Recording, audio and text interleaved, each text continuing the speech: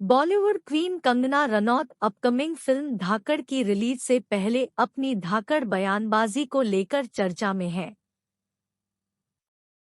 Star kids के looks का मजाक बनाना हो या बॉलीवुड पर भड़ास निकालना, कंगना हर दिन इंडस्ट्री पर तंज कसते हुए कंट्रोवर्शियल स्टेटमेंट दे रही है। अब एक बार फिर कंगना रनौत ने बड़ा बयान दे डाला है। एक्ट्रेस ने कहा कि बॉलीवुड का कोई भी सितारा इस लायक नहीं कि वो उन्हें अपने घर बुलाएं।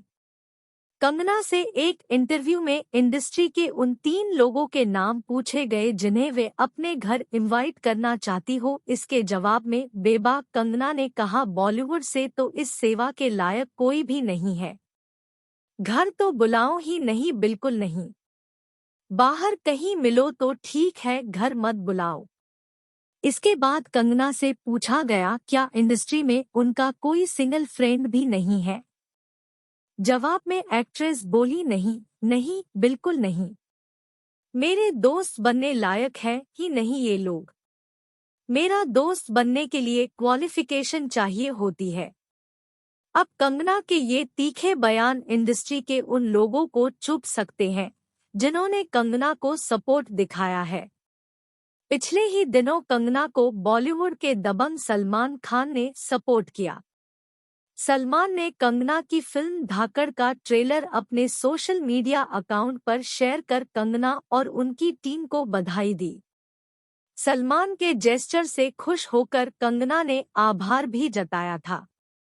कंगना ने कहा था अब से वो कभी नहीं कहेंगी कि इंडस्ट्री में अकेली है। कंगना की अपकमिंग फिल्म की बात करें तो धाकड़ 20 मई को सिनेमाघरों में रिलीज होगी। इससे पहले आई कंगना की फिल्मों को लोगों का अच्छा रिस्पॉन्स नहीं मिला है। ऐसे में कंगना के लिए धाकड़ का सुपरहिट होना जरूरी है।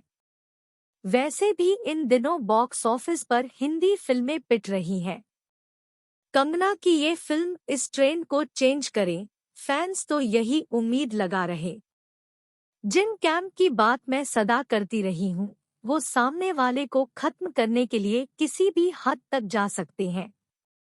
जैसे मेरी फिल्म आ रही है तो इसे इंडस्ट्री से कोई सपोर्ट नहीं है। उनका इरादा ये नहीं है कि फिल्में चलनी चाहिए। उनका मकसद है जो वो चाहें वो ही फिल्में चला करें। आलम ये रहा कि मिस्टर बच्चन ने मेरी फिल्म का ट्रेलर ट्वीट किया मगर इमीडिएटली उन्हें डिलीट करना पड़ा।